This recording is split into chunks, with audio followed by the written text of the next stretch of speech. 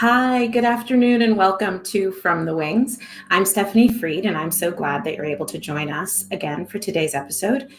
So I know as we all look forward to our return to the Bushnell, top of mind is health and safety. We've all experienced changes in sort of our everyday way we operate that are related in response to COVID.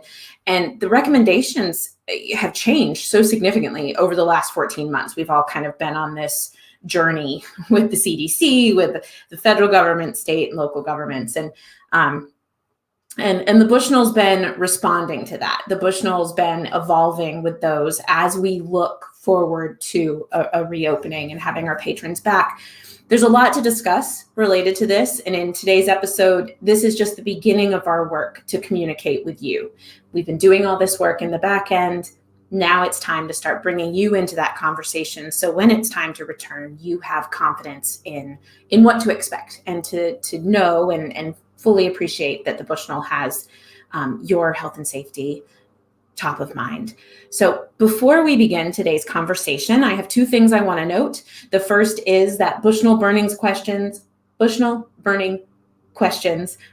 segment at the end of today's episode. If you want to drop those questions into the comment section wherever you're watching the video, if you're watching us live, that'd be great. I'll address those. And then second, of course, I would like to recognize Webster Bank, our official presenter of the From the Wings series. We're so grateful to Webster Bank for their loyal and generous support today and always. Thank you, Webster Bank. So let's get to it. Typically, we do a video at this point, but you guys, there's so much to talk about. We don't have time for a video today. We're going to jump right into the conversation. And today, I have a familiar face here with me. You saw him last time in our episode about our amazing volunteers. I have Charlie Myers, our Director of Event and Patron Services. Welcome, Charlie. Hello, Stephanie. How are you today? Hey, doing great. Thanks. Glad to have you back. Thanks for making time to 2 episodes in a row. Yeah, it's pretty exciting topic, actually, because we've been doing so much planning to prepare for reopening the theater. And now we're seeing the time when we could do that. So things are getting real serious. Yeah, well, and you know firsthand how much effort's being put into that work to ensure a healthy and safe Bushnell for our patrons when they return. Can you tell me a little bit about how the Bushnell has approached the challenge?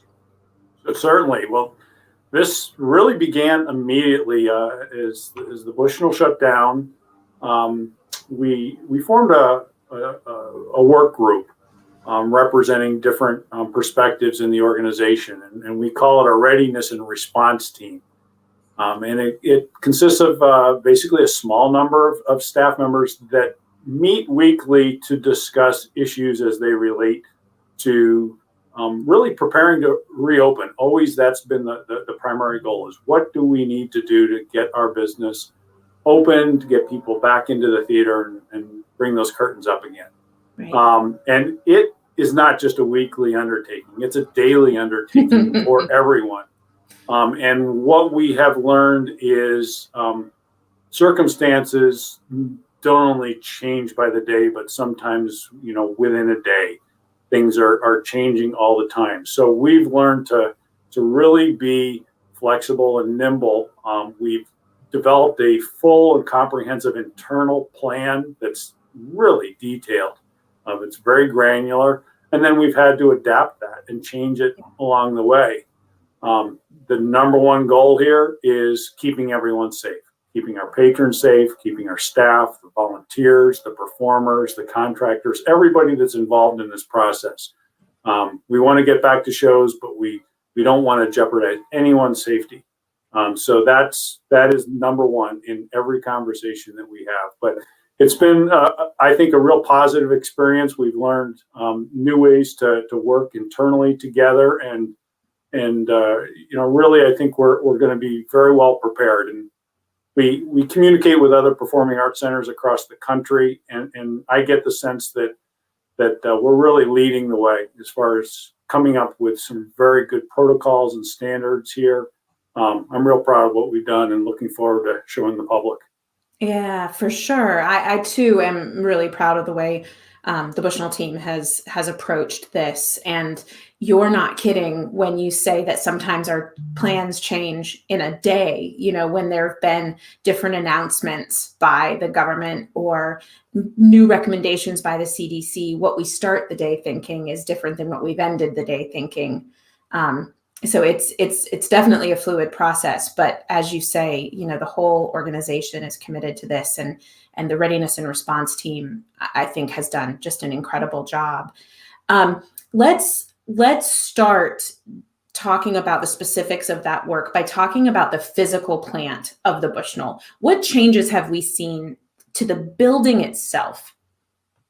The building itself has, we've invested. One of the main concerns that we hear from our patrons, and that we also are hearing from other performing arts centers, has to do with the air in an indoor space.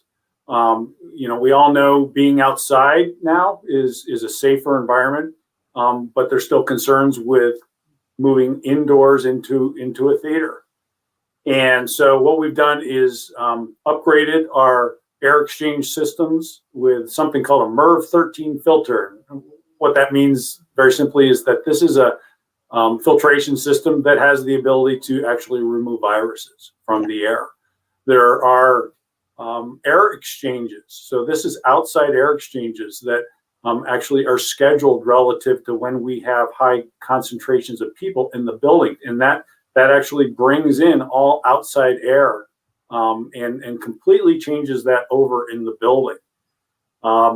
We have enhanced cleaning protocols. So we've got cleaning crews that come in and regularly will be cleaning high contact surfaces. You will see them when you come. They'll be there, and the place is cleaner than I've ever seen it. Everything is sparkling, and it's sanitized. So we've got all of those protocols in place. I was yesterday. So each year, the Broadway League, for folks watching, the Broadway League, which is sort of the overarching body that focuses on both in New York Broadway and touring Broadway. They have an annual conference. Typically, folks go to New York. We all gather. Obviously, this year that was not the best way to proceed, so it was virtual yesterday. And in one of those sessions, there was a medical professional from Harvard. He actually heads up, I think it's like the Safe Buildings, the Healthy and Safe Buildings Initiative, but he was talking about sort of the best practices for theaters. That's one of the areas that he specifically consults and works in. And he was talking about there's MERV 9, I think, but MERV 13 is better, and you should have air exchange rates at a certain rate, and just all these different things that in my head I'm like, check. Yep, the Bushnell's doing that. We've got the MERV 13. We're doing these different things that he made recommendations on. So that was very reassuring that our plans are lining up with best in class recommendations, which I think is just terrific. Yeah, and I think we've gone above and beyond too. We've taken extra measures because we've had some limited programmed activity in the building. And you'll see things when you come, like plexiglass partitions at all of our customer service locations, in our box office, and our customer relations desk. Right now we have directional signage to try to keep one-way traffic going through the building. And we've have some areas that have capacity restrictions, like an elevator or bathrooms. So we've taken the precautions. They're in place right now. So we actually have the building to go right now. My guess is, as we move farther into the future, some of those things won't be needed anymore. Sure. So we're taking a conservative approach to this. Again, we want to keep everyone safe. But as they said in Jurassic Park, we will spare no expense. So improved air quality, improved air exchanges, improved general sort of cleaning and sanitizing. Those are things to our specific building. now can you tell me a little bit more about how Readiness and Response has been considering, like what things they've been considering as it relates to the patrons' experience, like their direct experience in the building? Yeah, exactly. We're going to, number one, have more of our staff available to address concerns and to answer questions and make people feel more comfortable. Okay. I think it's very likely that we will still have masks in the theater. I don't see that changing between now and the fall, but you don't know. But right now, I think that we will have masks, and we'll have lots of staff making sure that those masks are worn and worn properly. That helps everybody to feel comfortable and to be safe based on what we currently know about the science of this. In terms of one of the other questions that, there's been a lot of conversation about social distancing. Mm-hmm. And everybody knows when you come to the theater, there's a lot of people in there. And right now, we don't have the physical space to keep everybody 6 feet apart. Right. So when we restart our shows, it needs to be safe. We need to hear from the officials that we can bring people in where they can be less than 6 feet apart from each other. And without that that guidance, we won't be able to do it. But I think we're feeling very confident that there will be an environment where we can bring everybody in and they can be closer together, masked up properly, and everybody can enjoy the show. It'll feel a little different, but it'll also feel like it used to. And I think too, when we hear the news of Broadway's reopening, those theaters are a fraction of the size of our, roughly 2,900 seat Mortensen. We have a relative to Broadway, a very modern facility with modern systems and a lot of square footage, very high ceilings and lots of air in our building compared to a traditional Broadway theater. It's a different scenario. On top of that, just this morning, we talked about the daily news that comes out. There's all kinds of news about touring Broadway shows and Broadway itself, show dates being announced. So we're going to have the opportunity to see how other venues operate in full capacity prior to our doing that. We're not going to have a lot of time, but we'll have some time. We'll be able to learn from those experiences, and that's really important. And it is a collective community. We all of the theaters and the management at the theaters, we all talk and communicate on a regular basis, and share those experiences and learn from each other. So we're going to have that this fall when we restart. And I think that's in what you're saying, there's an important point to make, and for our viewers, that for touring Broadway to work financially, it requires the ability to have full capacity audiences. So, I've been asked questions over the last months, like, are you going to have, 2 seats between each group of patrons? Are you going to space people out?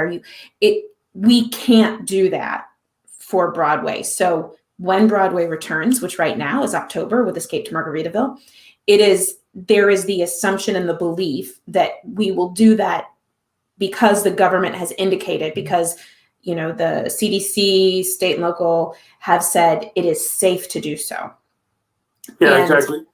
The current guidelines have us able to do shows at 50% capacity with six feet of spacing. We actually, we have just under 3,000 seat theater, as you know, and we went into the space and measured that out. And with that kind of spacing, we can only put about 200 to 250 people in our large theater. So even though it says 50% capacity, we can't do it. We can't do it right now.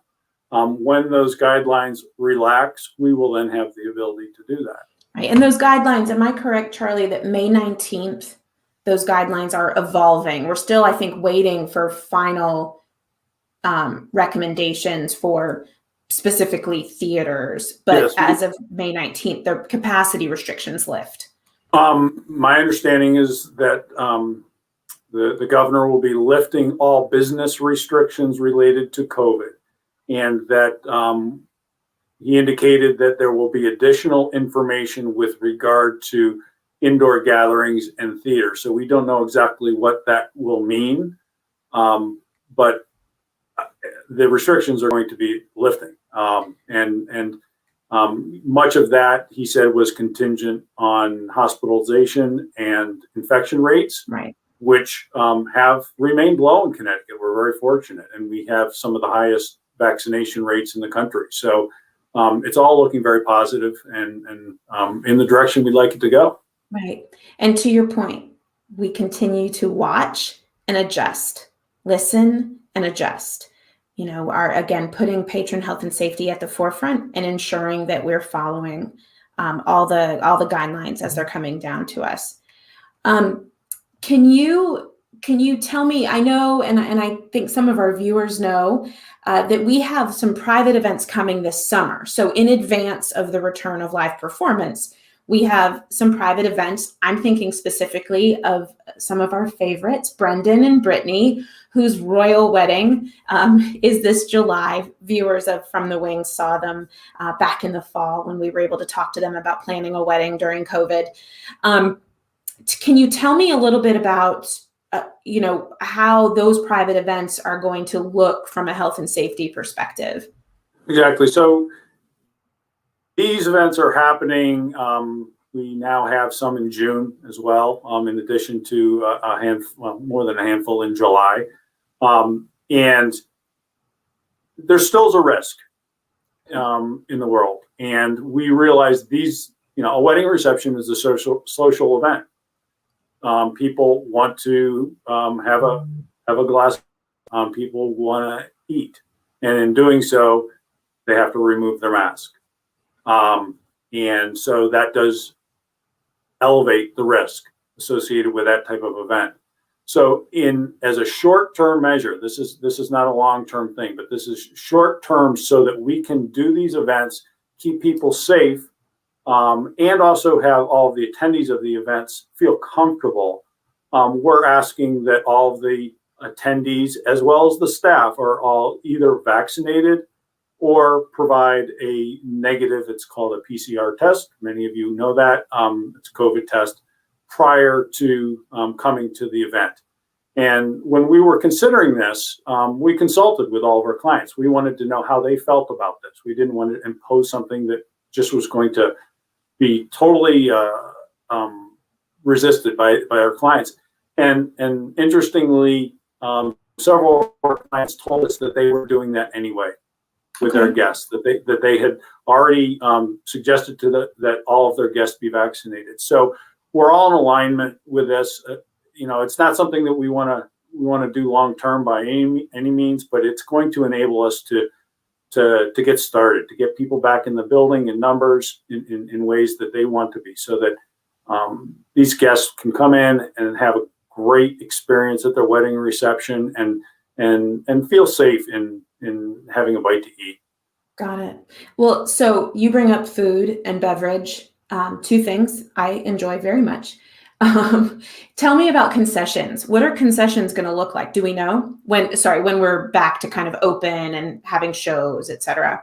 Yeah, the short answer is no, we don't know. Okay.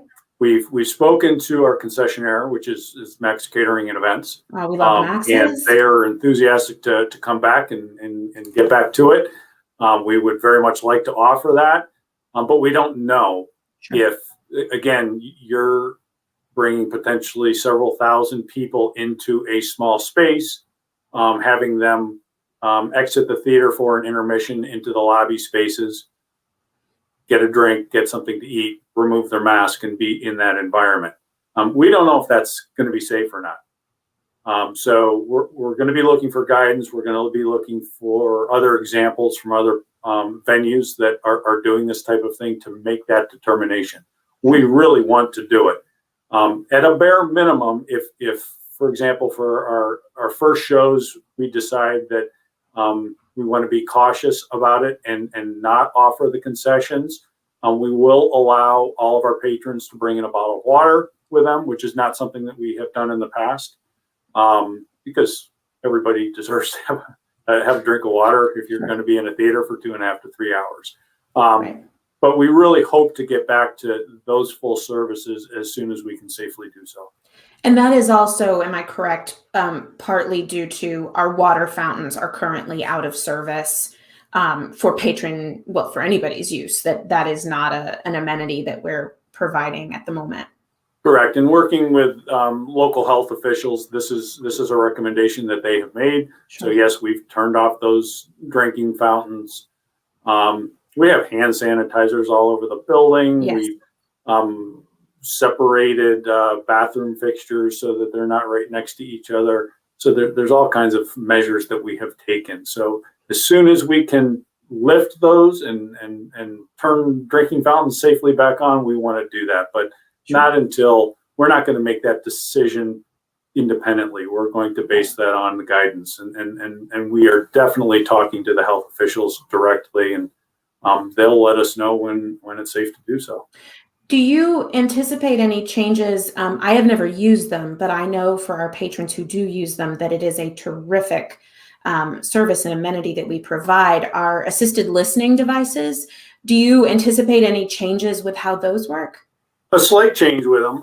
We will be sanitizing all of those devices, and we used to issue headphones with them, and we're not going to be issuing headphones with the listening devices. We're encouraging all the patrons that would like to use those to bring their own. Most people have these. Mm-hmm. For those of our patrons that don't have their own headphones, we'll have disposable ones, just like when you used to travel on an airplane, they would walk around and give you headphones. We'll be able to do the same thing. Okay. So that service will still be available. So this is all front of house. Tell me a little bit about the back of house. What's happening backstage? We have actors, we have stagehands, theatrical technicians, we have all of those folks. How is that working? Well, that's an evolving situation as well. Right now, the thinking is that the backstage environment is a bubble, very similar to what sports teams have done. They create basically an isolated environment where they know all of the people in that environment are either vaccinated or tested, and they try to keep everybody safe in that way. What it's doing is significantly minimizing the risk in that environment. Internally, we will not have as much access to that. There'll be very restricted access for our own staff. But the whole goal is there's a lot of people in a very close space, especially think about those Broadway theaters, just packed and doing wardrobe changes and set changes and bumping into each other. And those folks can't maintain the distances as much as they would like to. It's just impossible. So they're maintaining those bubbles in that environment. And I think that they'll do that as long as they need to. But that's going to enable the shows to reopen. And kudos to those folks that have to live in that world, because that makes it even harder. They're athletes to begin with. And to then have those kinds of restrictions, it makes it more challenging. But they're really dedicated and want to get back on the stage. So I know everybody's going to be cooperating. I know too, and this was a brand new, I think, position born out of the pandemic. I'm going to hope I get this title right. COVID compliance officer. That those have been introduced as well. Yes. Can you tell us some more about that? The COVID compliance officer, the concept of this first came out of the national stagehand unions, the IATSE national stagehand unions. And this is a position that is specifically trained in the protocols related to COVID. They understand the medical science of how coronavirus is transmitted.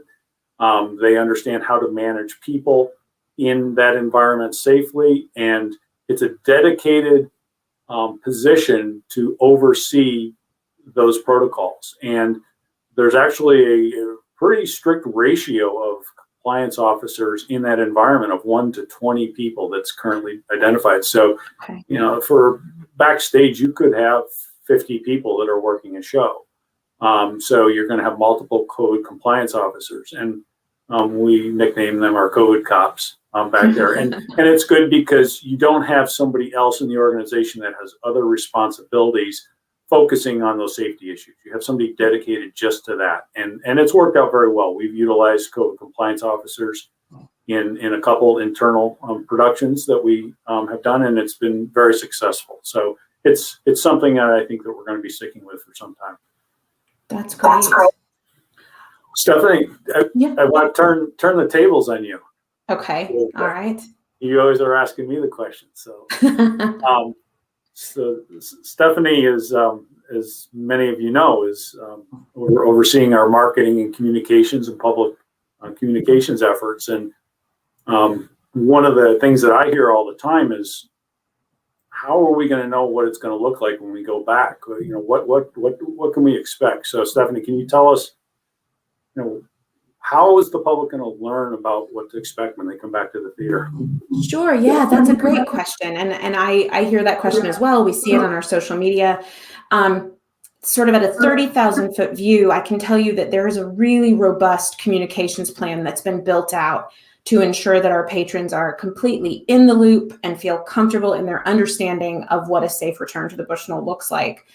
As I mentioned in the opening to today's episode, today's conversation is a first step. I anticipate we'll have another episode in August where we're actually going to be able to talk about the specifics of the return, because we'll have evolved, right? That's August is what, June, July, August, 3 months away. Think about how different we looked 3 months ago.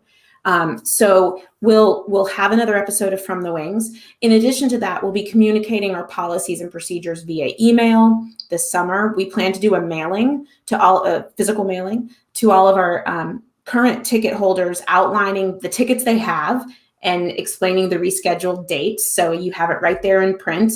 We're working to create a health and safety video that will demonstrate the different pieces of the safe return to the Bushnell and what we expect of patrons and what patrons should expect of us, that sort of, you know, social contract we'll have with one another about a healthy and safe return.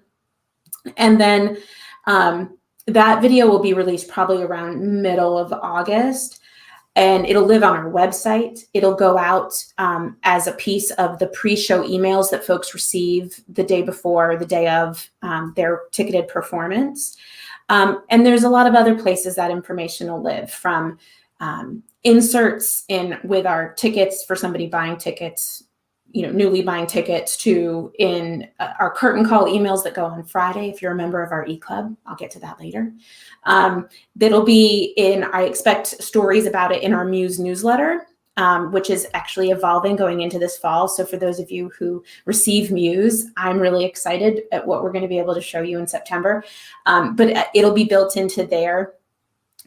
As always, we'll have stuff available in our social feeds, and our website is the key place to see, you know, updated information on policies, procedures, and in this case, health and safety rules and protocols for a healthy and safe return. We want our patrons to feel comfortable, and we want them to feel like they know what's up and how we're approaching this, and what we expect of them, and again, what they should expect of us. So there we go. Did that answer your question? That sounds like a good plan. All right. I know you have been at the front of the line saying, Steph, we gotta tell people what's up. And you're absolutely right. And we really haven't known. Yeah. We you know, and we still don't know for sure. So part of that challenge is telling people what it's going to look like, and then having the world change on us. And so, right. You know, we've been cautious, and we've tried not to put out information prematurely. But we're starting to get a good feel for how things are going to look and feel. It's coming, and I can't wait. I just can't wait till we're all back. Charlie, I want to thank you so much for joining me today, and for your and the readiness and response team's diligent work to bring our patrons back. I'm so glad that we had this time. And again, thank you. Thank you. I appreciate it. We're looking forward to, we've got a whole group of furloughed staff that are really eager to get back. And as soon as they get back, we've got a lot of training to do with them, so that they're all brought up to speed with these safety protocols and can keep everyone safe and also answer everybody's questions. So yes, we can't wait. We can't wait for our fellow colleagues to come back. Forward to that. Yeah. All right, Charlie, thanks. Thank you. All right, everyone. I hope that was an informative conversation for you with Charlie. Again, there's so much more to come, but my purpose with today's episode was for you to see and understand that we are on it. We are considering all the angles, and we are going to be ready to bring you back healthfully and safely as the time is right, which is fast approaching. Oh, it's fast approaching. Anyway, let's do our Bushnell burning questions. I'm going to get through these quickly because we're short on time, but Shannon, so will you require patrons to show proof of COVID vaccination? And I'm going to apologize in advance if I mispronounce your name. I'm not sure if it's Therese or Therese. Either way, thank you for your question. And you had actually a much longer question regarding masks, et cetera. I hope we've done some work to address that already. But in terms of requiring proof of COVID vaccination, I can't give you a definitive answer to that question today. I can tell you it is something that we are talking about, we are thinking about, we are exploring what's possible and what the right next step is. So it is being discussed, but I don't have a definitive answer. But we will, and so stay tuned for that. Next question is, how will seating look when you open? Hi, Patty DeAngelis. Thanks for your question. As we addressed in the episode, it'll look like it looked because, again, we really financially can't reopen at a social distanced capacity. As Charlie mentioned, it takes us down to about 10% capacity in the Mortensen Theater, just 250 or so people. So it'll look like it did.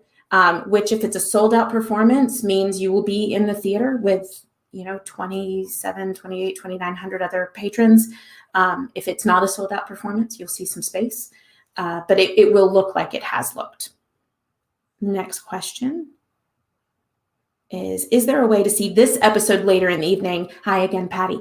Yes. So From the Wings episodes, and I recognize for some folks, 12 noon on a Thursday does not work with your schedule, but these episodes are always available after they've been recorded on our YouTube channel, on our Facebook page, or if you visit us at bushnell.org/fromthewings, you can watch all past episodes, or for instance, today's episode, you could watch it tonight instead of today, or tomorrow, or at the weekend when maybe hopefully you have a little extra time.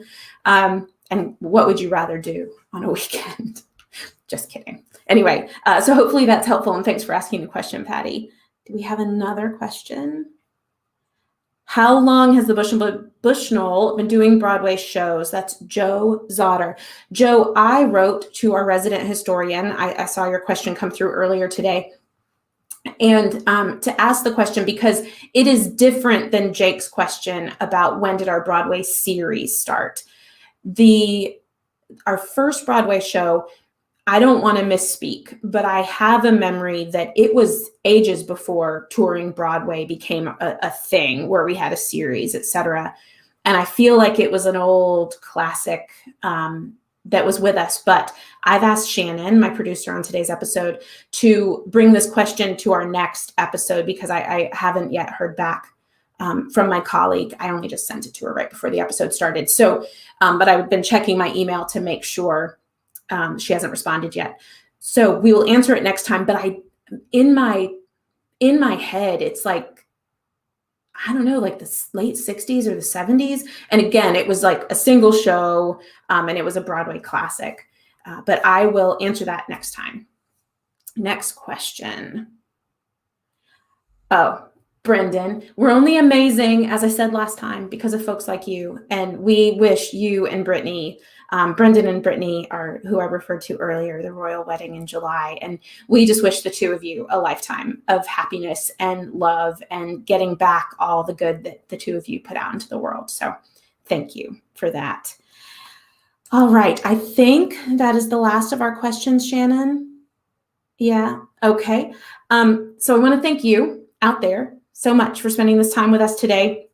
As we wrap up today's conversation, just a reminder that during this extended intermission, we depend on private support now more than ever. We're especially grateful for the continued commitment of Webster Bank and our intermission partners. On your screen are many of our current corporate and foundation supporters, and it's thanks to their generosity and the support of our individual donors that we're able to continue our work to bring the very best in arts education and the performing arts, both virtually and when the time is right and it's almost there and it's safe to do so. We're almost there, live on our stages and in our classrooms. And of course, as we've discussed, support, your support, whether it's through giving, subscription, ticket purchases, it helps sustain us and ensures that we will be here and ready to welcome you back when the time is right. I hope you'll consider renewing your gift or making your very first gift in support of that work today by visiting bushnell.org/donate now. And then, as always, at the end of each episode, if you haven't already, please, please, please sign up for our eClub, bushnell.org/eClub, so you can stay up to date on issues like health and safety, or what shows are coming, or other awesome arts-related things you can be doing here in Hartford or around the state that we're able to provide in our Friday curtain call email. So be sure you sign up for that. Follow us on social media. And finally, I hope you'll join us for our next episode of From the Wings on Thursday, May 20th. We'll share on our social media channels who that guest will be. I will look forward to seeing you then. Thank you for joining me today. And until next time, take good care.